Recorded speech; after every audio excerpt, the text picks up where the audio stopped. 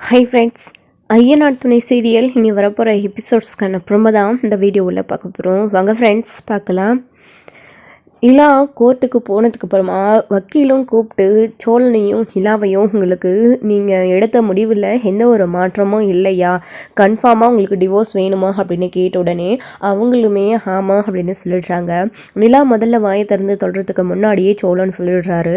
அதுக்கப்புறமா இவங்களுக்கு மறுபடியும் கவுன்சிலிங் தரேன் அப்படின்னு சொல்லிட்டு கோர்ட்டில் சொல்கிறாங்க. அதை கேட்டு கவுன்சிலிங்காக வெயிட் பண்ணிட்டு இருக்காங்க. அடுத்து கவுன்சிலிங் போகணும் அப்படின்றதுக்காக. அப்போது நிலா சோழனையே தான் பார்த்துட்ருக்காங்க. என்ன இது இவர் நேற்று வரைக்கும் நேற்று நைட்டு வரைக்குமே டிவோர்ஸ் வேணுமா அப்படின்னு கேட்டுட்டு இருந்தவர் இப்போது எனக்கு முன்னாடி அவர் டிவோர்ஸ் தர்றதா நின்றுட்டுருக்காரு அப்படின்னு நிலாவுக்கு ஒரு மாதிரியாக இருக்குது. அது ஏன்னு தெரியலை.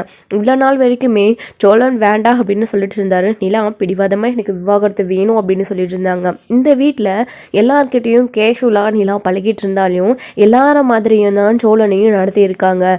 நமக்கு சோழனுக்கு கல்யாணம் ஆயிடுச்சு, அவர் என்னுடைய ஹஸ்பண்ட் அப்படின்ற நினப்பிலேயே நிலா கிடையாது.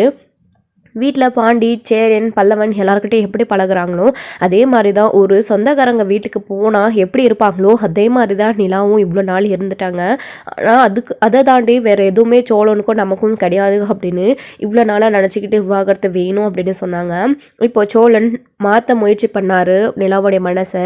முடியலை. நிலா பிடிவாதமாக இருக்கிறத காட்டி அதுக்கு மேலே நம்மளால் எதுவும் பண்ண முடியாது. அவங்களுடைய மனசு மாறுறதுக்கு அவங்க தான் முயற்சி பண்ணணும். நாம் முயற்சி பண்ணி பார்த்துட்டோம். இதுக்கு மேலேயும் நாம் எதுவுமே பண்ண முடியாது, நம்ம கையில் எதுவும் இல்லை அப்படின்னு சோழன் அமைதியாகிடுறாரு. அப்படி கவுன்சிலிங் வெயிட் பண்ணிகிட்டு இருக்கும்போது கவுன்சிலிங்காக உள்ளேயும் கூப்பிடுறாங்க. அவங்களுமே போய் பார்த்துட்டு அங்கேயுமே அதே முடிவை தான் சொல்கிறாங்க. கேள்வி கேட்டதுக்கப்புறமா கூட உங்களுக்கு அடுத்த இயரிங்க்கு உங்களுக்கு கன்ஃபார்மாக டிவோர்ஸ் கிடைச்சிரும் அப்படின்ற மாதிரி லாயரும் சொல்கிறாங்க. அதை கேட்டதுக்கப்புறமா வீட்டுக்கு அவங்களுமே கிளம்பி போகிறாங்க. அடுத்த இயரிங்க்கு நாங்கள் ஃபோன் பண்ணுறோம் அப்படின்னு. இங்கே காலையிலே கோர்ட்டுக்கு அவங்க போயிட்டு வந்ததுக்கப்புறமா வீட்டில் சேரன் வேலைக்கு கூட போகாமல் வீட்டிலே வெயிட் பண்ணிட்டுருக்காரு. நிலாவுக்கும் சோழனுக்கும் என்ன ஆயிருக்கும், நிலா கூட சேர்ந்து சோழன் வாழணும் அப்படின்ற ஒரு நம்பிக்கையில் அங்கே இருந்தார். எதுவும் தப்பாக நடந்துடக்கூடாது அப்படின்றதுக்காகவே. ஆனால் வீட்டுக்கு வந்த உடனே வெளியில் நடேசன் இருக்காரு. அவங்கள நிலா பார்த்துக்கிட்டே அமைதியாக உள்ளே போகிறாங்க. வாசப்படியை கூட போய் தாண்டலை. வந்துட்டாங்க அப்படின்னு கிடுகிடுன்னு ஓடி வந்து சேரன் என்னாச்சு நிலா, என்னாச்சுடா சோழா அப்படின்னு கேட்கவும் விவாகரத்து நான் கொடுத்துட்டேனே அப்படின்னு உடனே ஆடி போயிடுறாங்க. நடேசன் வெளியில் உட்காந்துட்ருக்குறவர் எழுந்து வந்து நின்று பார்த்துட்ருக்காரு. என்ன இவன் இப்படி சொல்கிறான் அப்படின்னு.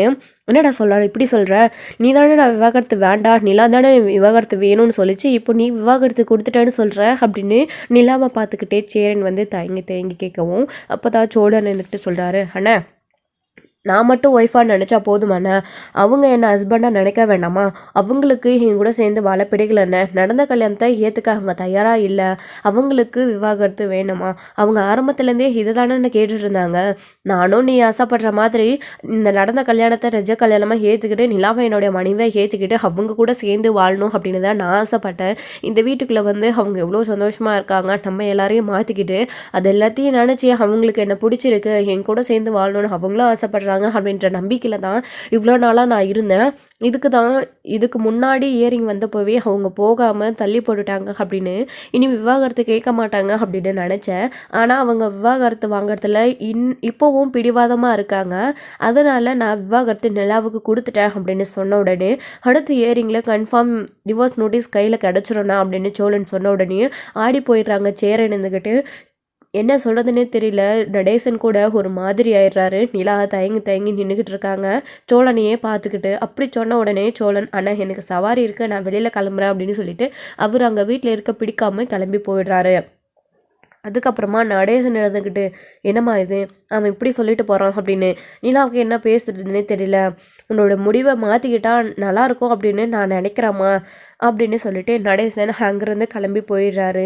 சேரனுக்கு என்ன பேசுதுன்னே தெரியல. நிலாவோடைய முகத்தை பார்த்துட்டு ரொம்ப வருத்தப்பட்டு சேரன் கலங்கிட்டு அங்கேருந்து கிளம்பி கிச்சனுக்கு போயிடுறாங்க. நிலா மட்டும் போயிட்டு அவங்க பாட்டுக்கு உட்காடுறாங்க ரூம்குள்ளே. என்ன ஆளாளுக்கு இப்படி பேசுகிறாங்க, இவ்வளோ நாள் வரைக்கும் இந்த வீட்டில் நம்ம சந்தோஷமாக எல்லாரையும் கரெக்டாக வந்து ஹேண்டில் பண்ணிட்டோம், ஆனால் இப்போ நம்மளால் எதுவுமே முடியலையே, எல்லாமே ஒரு டிஃப்ரெண்ட்டாக இருக்கே அப்படின்னு சொல்லிட்டு நிலா யோசிச்சுக்கிட்டு உட்காந்துட்ருக்காங்க.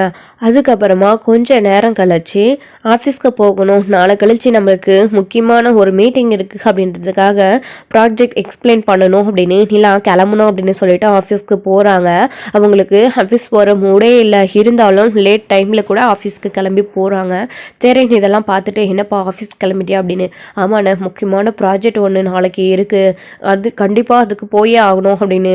இன்றைக்கி அதுக்கு போனால் தான் என்ன பண்ணுறதுன்னு தெரியும் அப்படின்னு சொல்லவும், சரிப்பா நான் வேணால் லஞ்சு கட்டி கொடுக்கவா அப்படின்னு. இல்லை நான் இப்போ டைமு அதிகமாகிடுச்சு, இதுக்கப்புறம் நான் லஞ்ச் எடுத்துகிட்டு போய் எப்போ நான் சாப்பிட்றது, வேண்டாம் அப்படின்னு சொல்லிட்டு நிலாவுமே அங்கேருந்து கிளம்பி போயிடுறாங்க. சேரன் நிலாவையே பார்த்துட்டு நின்றுட்டுருக்காரு. நிலா திரும்பி பார்த்துக்கிட்டு பஸ் ஸ்டாண்டு போகிறாங்க. அப்போது காயத்ரி வந்து அங்கே காலேஜுக்கு போகிறதுக்காக அவங்களுமே வெயிட் பண்ணிகிட்ருக்காங்க. அவங்க பார்த்துட்டு என்னாச்சு, உங்கள் வீட்டில் ஏதாச்சும் ப்ராப்ளமா அப்படின்னு கேட்கவும், அதெல்லாம் ஒன்றும் இல்லையே அப்படின்னு சொல்கிறாங்க. இல்லை பல்லவன் கூட இந்த மாதிரி தான் இருந்தான், வீட்டில் ஏதோ சின்ன ப்ராப்ளம் சரியாயிடுச்சு அப்படின்னு சொன்னால், இப்போ நீங்கள் டல்லாக இருக்கீங்க, ஏதாச்சும் பிரச்சனையா, உங்களுக்கும் சோழனுக்கும் ஏதாச்சும் ப்ராப்ளமா அப்படின்னு கரெக்டாக கேட்குறாங்க. நிலா அவங்கக்கிட்ட எதுவுமே சொல்கிறது கிடையாது. இல்லை அதெல்லாம் ஒன்றும் இல்லை அப்படின்னு சொல்லிட்டு அங்கேருந்து கிளம்பி போகலான்னு பார்க்குறாங்க. அப்போது ஏன் கிளம்புறீங்களே அப்படின்னு, ஆஃபீஸ்க்கு டைம் ஆச்சு அப்படின்னு. பஸ் எதுவும் வரல, நீங்கள் பாட்டுக்கு என்ன நடந்தேவா போக போகிறீங்க, உங்கள் ஆஃபீஸ் ரொம்ப தூரம் இருக்குல்ல அப்படின்னு காயத்ரி கேட்குறாங்க. ஆமாம் அப்படின்னு சொல்லவும், இல்லை உங்கள் வீட்டில் ஏதோ ப்ராப்ளம் போல் இருக்குது, நீங்கள் ரொம்ப அப்செட்டாக இருக்கீங்க, அவர்கிட்ட நீங்கள் சொல்லலாமே, சோழன்கிட்ட நீங்கள் பேசுனீங்கன்னா எல்லாமே உங்களுக்கு சரியாக போயிடும். அவர் எப்போவுமே அவர் கூட இருக்கிறவரை சிரிச்ச முகமாக வச்சுக்கிட்டே இருப்பார், அதனால அவங்க கூட இருக்கும்போது இந்த கஷ்டம் இதெல்லாம் எதுவுமே தெரியாதே, அதனால தான் எனக்கு அவரவே பிடிச்சிருந்துச்சு. நான் சொல்கிறேனே தப்பாக நினச்சிக்காதீங்க, இது யதார்த்தத்தை நான் சொல்கிறேன். சோழன் கிட்ட உங்களோட ப்ராப்ளம் என்ன அப்படின்றத சொல்லுங்கள், அவர் சரி பண்ணி கொடுப்பாரு அப்படின்ற மாதிரி இங்கே காயத்ரி சொல்லவும், சரி ஓகே எனக்கு நேரமாகுது, பஸ் வந்துடுச்சு, நான் கிளம்புறேன் அப்படின்னு சொல்லவும், சரி அப்படின்னு சொல்லிட்டு அங்கேருந்து காயத்ரிக்கு பாய் சொல்லிட்டு நிலா கிளம்பி போகிறாங்க. பஸ்லேயே போகும்போது நிலாவுக்கு அதே மைண்ட் செட் தான், காயத்ரி சொன்ன விஷயம்தான். அவர் நிலா அதாவது காயத்ரி சொன்ன மாதிரி சோழன் சுற்றி இருக்கிறவங்க எல்லாரையும் ரொம்ப சந்தோஷமாக வச்சுப்பாருல்ல. அவர் என்ன தான் எசக்கு மிஸ்கா பேசினாலும் அவர் கூட இருந்த வரைக்கும் அவர் பண்ணுறதுக்காக கோபம் வந்துச்சே தவிர தேவையில்லாத விஷயம் பண்ணதுனால, மற்றபடி இந்த வீட்டையும் ஃபேமிலியில் இருக்கிறவங்களும் எப்படியெல்லாம் கவனிச்சிக்கிறாரு, தம்பிங்களுக்கு ஒன்றுனா வந்து நிற்கிறாரு, எனக்காகவும் வீட்டுக்காகவும் பார்த்து பார்த்து செய்கிறாரு. சில நேரத்தில் சேரனை கலாச்சாரம், மற்றபடி எனக்கு ஒன்று அப்படின்னா பொண்டாட்டியை அப்படி தாங்கன்னு பார்த்தாருல அப்படின்னலாம் வந்து நிலா யோசிக்கிட்டே ஆஃபீஸ்க்கு போகிறாங்க. ஆஃபீஸ்க்கு போயிட்டு அதே ஞாபகமாக உட்காந்து வேலை செஞ்சிட்ருக்காங்க. லேட்டாக வந்ததுனால என்னாச்சு நிலா, ஏன் லேட்டு அப்படின்னலாம் வந்து கேட்டுட்ருக்காங்க. ஏதோ பர்சனல் வேலையாக வெளியில் போகிறேன்னு சொன்னீங்க, கேட்கக்கூடாதுன்னு தான் இருந்தேன், இப்போ வந்து எதோ யோசிச்சுட்ருக்கீங்களே அப்படின்னலாம் வந்து அங்கே திவ்யா வந்து கேட்டுக்கிட்டே இருக்காங்க. அது எதுவுமே நிலா கண்டுக்காமையே அவங்க பாட்டுக்கு வேலை செஞ்சிட்ருக்கவும், நிலா அப்படின்னு கூப்பிடுறாங்க. என்ன திவ்யா அப்படின்னு, என்னாச்சு உங்களுக்கு, நான் பேசிக்கிட்டே இருக்கேன், நீங்கள் பாட்டுக்கு என்னமோ யோசிச்சுக்கிட்டே இருக்கீங்க அப்படின்னு. ஒன்றும் இல்லை அப்படின்னு. ராகவ் இப்போ தான் உள்ளே போனார், இன்னும் கொஞ்சம் நேரத்தில் நாளைக்கான மீட்டிங்கை பற்றி அவர் பேச போகிறாரு அப்படின்னு சொல்லவும், சரி ஓகே அப்படின்னு சொல்லிட்டு இருக்காங்க. இல்லைனா கேஷுவலாக எப்படி சொல்கிறீங்க, அந்த மீட்டிங்கை அட்டென்ட் பண்ண வேண்டியதே நீங்கள் தானே அப்படின்னு. ஆமாம் இல்லை மறந்தே போயிட்டேன் அப்படின்னு. என்னென்னலாம் இப்படி பேசுகிறீங்க, உங்களை நம்பி ராகவ் இவ்வளோ பெரிய ப்ராஜெக்டை கொடுத்துருக்குறாரு, என்ன ஓகே தானே பண்ணிடுவீங்களா அப்படின்னு. அதெல்லாம் பண்ணிவிடுவேன் ஓகே தான் அப்படின்னு. நீங்கள் இருக்கிற இப்போ மைண்ட் செட்டில் பார்த்தா அதை பண்ணுவீங்களா மாட்டிங்களானே யோசனையாகவே இருக்கே அப்படின்னு. அதெல்லாம் ஒன்றும் இல்லை அப்படின்னு சொல்லிட்டு அவங்க பாட்டுக்கு டீ குடிக்கலாமா அப்படின்னு சொல்லிட்டு போகிறாங்க. என்னென்னலாம் டிஃப்ரெண்ட்டாக யோசிக்கிறீங்க, லன்ச் டைம் ஆகிடுச்சு, இப்போ போய் டீ குடிக்கலாமா, நீங்கள் வந்ததே லேட்டு மறந்துட்டீங்களா அப்படின்னு. சாரி, சரி நான் லஞ்ச் கொண்டு வரல, நான் டீ குடிக்கிறேன், நீங்கள்லாம் லஞ்ச் சாப்பிடுங்க அப்படின்னு சொல்கிறாங்க. நம்ம ஷேர் பண்ணிக்கலாம் அப்படின்னு சொல்லும்போது வேண்டாம் அப்படின்னு டீ குடிச்சிட்டு நிலா வந்து அங்கேயே வந்து ஆஃபீஸ்லேயே உட்காந்துட்ருக்காங்க. மற்றவங்க எல்லாருமே வேலை அதாவது சாப்பிட்றதுக்காக வெளியில் போகிறாங்க வேலையை முடிச்சுட்டு. அப்போது ராகவும் வராங்க. ராகவும் பார்த்துட்டு ரொம்பவே அவருமே அப்செட்டாக இருக்கார், என்ன நிலாவை காணோம் அப்படின்னு. திவ்யாவை கூப்பிட்டு கேட்குறாங்க. நிலா என்னமோ ப்ராப்ளம் போல் இருக்குது, உள்ளவே இருக்காங்க, லஞ்ச் சாப்பிட வரல அப்படின்னு. உடனே ராகவ் அப்படியே நிலா கிட்ட போகிறாங்க. நிலா கிட்ட போயிட்டு என்னாச்சு நிலா, ஏன் ஒரு மாதிரியாக இருக்கீங்க அப்படின்னு கேட்கவும், அதெல்லாம் ஒன்றும் இல்லை அப்படின்னு சொல்கிறாங்க. நாளைக்கு மீட்டிங்க்கு ஓகே தானே அப்படின்னு கேட்கவும், ஓகே ராகவ் அப்படின்னு சொல்கிறாங்க. இல்லை ஏதோ ப்ராப்ளம் போல் இருக்குது, ஒரு மாதிரி அப்செட்டாக இருக்கீங்க, திவ்யா சொன்னால் அதான் என்னதுன்னு கேட்கலாம் அப்படின்னு. அதெல்லாம் ஒன்றும் இல்லையே அப்படின்னு சொல்லிட்டு நிலா வந்து சொல்லிட்டுருக்காங்க ராகவ் கிட்ட. சரி இல்லை எதுவாக இருந்தாலும் என்கிட்ட ஷேர் பண்ணலாமே, சொல்லக்கூடாது பர்சனல் அப்படின்னா இட்ஸ் ஓகே அப்படின்னு. இல்லை ராகவ் அப்படியெல்லாம் எதுவும் இல்லை அப்படின்னு சொல்லிட்டு, நீங்கள் போங்க, நாளைக்கு நான் கண்டிப்பாக நல்லபடியாக மீட்டிங் அட்டென்ட் பண்ணுவேன் அப்படின்ற மாதிரி நிலா சொல்லிட்டுருக்காங்க. அதுக்கப்புறமா வந்து ராகவுமே நிலாவுக்கு ஏதோ ப்ராப்ளம் போல இருக்குது அப்படின்னு யோசிச்சுட்டு இருக்காங்க. அப்போது திவ்யாவும் வராங்க. திரும்பவும் சாப்பிட்டு முடிச்சுட்டு மற்றவங்க எல்லாரும் லேட்டாக தான் சாப்பிட்டுட்டு வராங்க. என்னாச்சு நிலா, உங்களுக்கு ஒரு மாதிரியாகவே இருக்கீங்க, டீ மட்டும் போதுமா, சாப்பிட வரலாம்ல, இல்லை ராகவ் கிட்ட இன்ஃபார்ம் பண்ணிவிட்டு வெளியில் எங்கேயாச்சும் போய் சாப்பிடலாமா அப்படின்னுலாம் கேட்குறாங்க. அதெல்லாம் ஒன்றும் வேண்டாம் அப்படின்னு சொல்லிட்டு இருக்கவும், நிலா கம்பல் பண்ணுறேனே நினைக்காதீங்க, நீங்கள் எதுவோ ரொம்ப அப்செட்டில் இருக்கீங்க, என்னென்னு சொல்லலாமே அப்படின்னு. இது அப்செட்டுன்னு என்னால் சொல்ல முடியாது திவ்யா. நான் ஆசைப்பட்ட ஒன்று தான் எனக்கு கிடைக்க போகுது. ஆனால் என்னென்னு தெரியல, ரொம்ப படபடப்பாகவும் இருக்குது, எதையோ நம்ம இழக்க போகிறோம் அப்படின்ற மாதிரியும் தோணுது அப்படின்னலாம் வந்து நிலா சொல்லவும், என்ன சொல்கிறீங்க நிலா, ஒன்றுமே புரியல, குழப்பமாக இருக்குது. ஆனால் நீங்கள் சொல்கிறதுலேருந்து ஒன்று என்னால் புரிஞ்சிக்க முடியுது. நீங்கள் விருப்பப்பட்டு எதையோ கேட்டிருக்கீங்க, அது உங்களுக்கு கிடைக்க போகுது. ஆனால் அதை நினச்சி நீங்கள் இழக்கிற மாதிரி ஃபீல் பண்ணுறீங்க, ஏதோ நம்ம கையை விட்டு போகுதுன்னு சொல்கிறீங்க அப்படின்னா, கண்டிப்பாக நீங்கள் அந்த ஆசைப்படுறது சரியானதாக எனக்கு தோணலை. அதை நீங்கள் விட்டு கொடுத்து அதை வேண்டான்னு சொல்கிறது தான் சரியாக இருக்கும். நீங்கள் உங்களுக்கு ஆசைப்பட்டதை நீங்கள் கிடைக்கிறதுனால ஏதோ இழக்க போகிறீங்க அப்படின்னு சொல்கிறீங்க.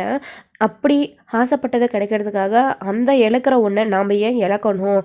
நம்ம அதை இழக்காமல் இருந்தால் உங்களுக்கு மனசுக்கு சந்தோஷம் அப்படின்னா, ஆசைப்பட்டதை வாங்கி கையில் சந்தோஷப்படுறத விட இழக்கிறத நினச்சி இப்போ நீங்கள் ஃபீல் பண்ணுறீங்க இல்லையா, அதுக்கு அந்த இலக்கை பொறுத்து நீங்கள் கையில் எடுத்துக்கிட்டால் ரொம்ப சந்தோஷமாக இருப்பீங்கல்ல அப்படின்னலாம் வந்து திவ்யா சொல்லவும், நிலாவுக்கு ஒரே சந்தோஷம், ஒரே கன்ஃபியூஷனும் வேறு. திவ்யாப்பா பார்க்குறாங்க, அவங்க சொன்னதையும் யோசிச்சு பார்க்குறாங்க. என்ன நான் சொல்கிறது ஓகே தானே, நான் ஏதாச்சும் தப்பாக சொல்லிட்டேனா அப்படின்னு. இல்லை திவ்யா, நீங்கள் இப்போ ஒரு வார்த்தை சொன்னதுனால எனக்கு கொஞ்சம் தெளிவு கிடைச்சிருக்கு, நான் யோசிக்கிறேன் அப்படின்னு சொல்கிறாங்க. சரி அப்படியா, சரி ஓகே அப்படின்னு திவ்யா சொல்லிட்டு வேலையை பார்க்கலாம் அப்படின்னு சொல்லிட்டு ஒர்க் பண்ணிகிட்ருக்காங்க. ஒர்க் பண்ணிவிட்டு எல்லோரும் லஞ்ச் முடிச்சுட்டு ஆஃபீஸ்க்குள்ளே வராங்க. உள்ளே வந்து ராகவ் வந்து நிலாவை கூப்பிடுறாங்க. கூப்பிட்டு நாளைக்கு ப்ராஜெக்டை எப்படி வந்து சப்மிட் பண்ணணும், அதை வந்து எப்படி எக்ஸ்பிளைன் பண்ணணும் அப்படின்றதெல்லாம் வந்து நிலாவை ஒரு முறை பண்ணி காட்ட சொல்கிறாங்க. நிலா ரொம்ப தடுமாற்றமாகவே பண்ணுறாங்க. இதை பார்த்த ராகவ் வந்துக்கிட்டு, என்ன நிலா ஓகே அப்படின்னு சொன்னீங்க, ஆனால் இப்போ நீங்கள் ரொம்ப தடுமாறுறீங்களே, எப்படியெல்லாம் பண்ணால் கண்டிப்பாக இது வந்து நமக்கு கேன்சல் ஆகிடும் அப்படின்ற மாதிரி சொல்லுவாங்க. இவ்வளோ தூரம் நம்ம எல்லாத்தையுமே பண்ணி முடிச்சுட்டு லாஸ்ட் மினிட்ல எப்படி சொன்னால் எப்படி அப்படின்னு. இல்லை ராகவ், கண்டிப்பாக நான் நாளைக்கு நல்லா பண்ணுவேன் அப்படின்னு.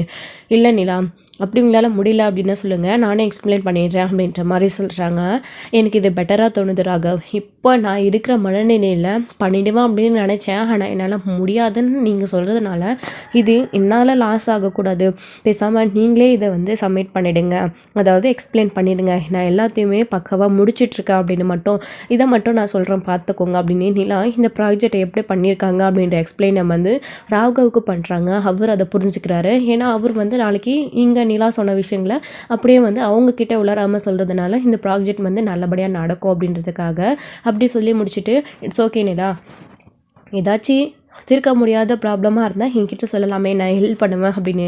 அதெல்லாம் ஒன்றும் இல்லை ராகவ் அப்படின்னு சொல்லிட்டு நிலா அவங்க பாட்டுக்கு வந்துடுறாங்க. ராகவை அவாய்ட் பண்ணிவிட்டு, நாளைக்கு வந்து ஆஃபீஸ்க்கும் என்னால் வர முடியுமா என்னென்னு தெரியல அப்படின்னும் நிலா சொல்கிறாங்க. என்ன நிலா இப்படி சொல்கிறீங்க, அப்படி ஒருவேளை நாளைக்கு நீங்கள் ப்ராஜெக்டை எக்ஸ்பிளைன் பண்ண வேண்டியதாக இருந்தால் என்ன பண்ணியிருப்பீங்க அப்படின்னலாம் கேட்கவும், இல்லை ராகவ், அதான் இப்போ நீங்கள் பண்ணுறீங்களா அதனால தான் கேட்குறேன் அப்படின்னு சொல்லிட்டு நிலா லீவ் கேட்டுட்டு அவங்க பாட்டுக்கு போயிட்டே இருக்காங்க. நிலாவுக்கு ஏதோ ப்ராப்ளம் அப்படின்றத ராகவ் தெரிஞ்சுக்கிறாங்க. ஸோ அதுக்கப்புறம் வீட்டுக்கு கிளம்பிட்டுருக்காங்க எல்லாமே கூட. அப்போது வழக்கம் போல் சோழன் நமக்காக வெயிட் பண்ணுவாரா அப்படின்னு எல்லாம் தேடுறாங்க. பார்த்தா சோழன் வரது கிடையாது. அவங்களே வந்து திரும்பவும் பஸ் பிடிச்சி வீட்டுக்கு போகிறாங்க. நம்ம கூப்பிடலனாவே வந்து நமக்காக 1/2 ஹவருக்கு முன்னாடியே வந்து வெயிட் பண்ணுவார், இப்போ ஆளையே காணும், நம்ம ஃபோன் பண்ணாலே எடுக்க மாட்டேன்றாரு அப்படின்னு நிலாவுக்கு ஒரே தலைவலியாக இருக்குது, டென்ஷனாகவும் யோசனையாகவும் இருக்குது. அதுக்கப்புறமா அவங்க பாட்டுக்கு கிளம்பி வீட்டுக்கு வராங்களாம். வீட்டுக்கு வந்து பார்த்தாலும் சோழன் அங்கே இருக்கிறது கிடையாது. அப்போது பல்லவன் இருக்கார், காலேஜ் முடிச்சுட்டு வந்து பல்லவன்கிட்ட, எங்கே பல்லவா யாரையுமே வீட்டில் காணோம் அப்படின்னு. யார் என்ன தேடுறீங்க, இதுக்கு மேலே தான் எல்லாருமே வருவாங்க, பாண்டியனை கடையில் இருக்கும், புதுசாக ஓப்பன் பண்ணியிருக்கு இல்லையா, நிறைய ஒர்க்லாம் இருக்குது, அதனால் இருப்பாங்க, அண்ணன் சவாரிக்கு போயிருக்கு என்னவோ சோழண்ணன் இன்னும் வீட்டுக்கு வரல, அவர் நான் காலேஜ்லேருந்து வந்ததுலேருந்தே ஆளை காணும், சரி அண்ணன் சைட்டுக்கு போயிருப்பார், அவரும் இன்னும் கொஞ்சம் நேரத்தில் வந்துடுவார், வழக்கம் போல் அந்த ஆள் அவர் எங்கேயாச்சும் சுற்றிட்டு இருப்பார் அப்படின்ற மாதிரி பேசுகிறாங்க பல்லவன். பல்லவா அப்படிலாம் பேசாத அப்படின்னு. சரிங்க நீ, எல்லாரும் வழக்கம் போல் இது ரொட்டீனாக நடக்கிறது தானே, என்ன திடீர்னு வீட்டில் இருக்கிறவங்கள பற்றியெல்லாம் கேட்குறீங்க அப்படின்னு.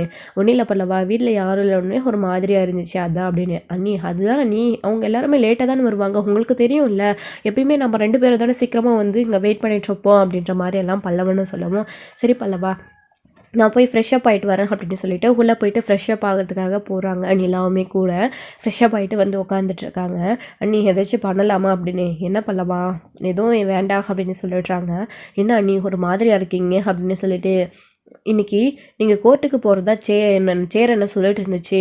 ஓகே தான் நான் நீங்கள் கேட்ட விவாகரத்து கிடைக்க போதில்ல, அப்புறம் என்ன அப்படின்ற மாதிரி பல்லவன் பேசவும் நிலாவுக்கு இது அதிர்ச்சியாக இருக்குது. என்ன பல்லவா, நான் விவாகரத்து வாங்கிட்டு இங்கேருந்து போயிடுமா அப்படின்னு நீ கூட ஒரு அப்பப்போ ரொம்ப வருத்தப்பட்டு பேசுவேன், இப்போ இப்படி சொல்கிற அப்படின்னு. அதான் நீங்கள் சொல்லிட்டீங்கல்ல, நீ விவாகரத்து வாங்கினாலும் நான் இந்த வீட்டை விட்டு போக மாட்டேன் அப்படின்னு சொன்னீங்கல்ல, அது போதும் எனக்கு அப்படின்னு.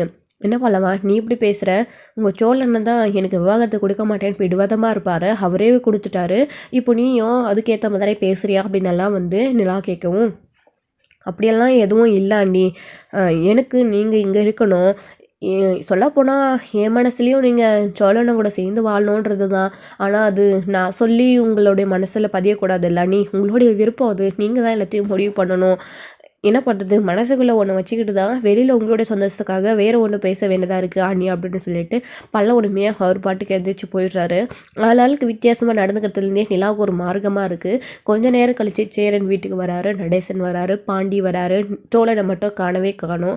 நிலா அதாவது எட்டி எட்டி பார்த்துக்கிட்டே இருக்காங்க. சேரன் எல்லாருக்கும் வந்து சமைச்சு முடிச்சுட்டு எல்லாரும் சாப்பிடலாம் அப்படின்னு சொல்லிட்டு உட்காடுறாங்க. நிலா வெளியிலே பார்த்துட்டு இருக்காங்க. அப்போ பாண்டியனும் பல்லவனும் இதெல்லாம் நோட் பண்ணுறாங்க. ஏன் சேரன் கூட நோட் பண்ணுறாரு.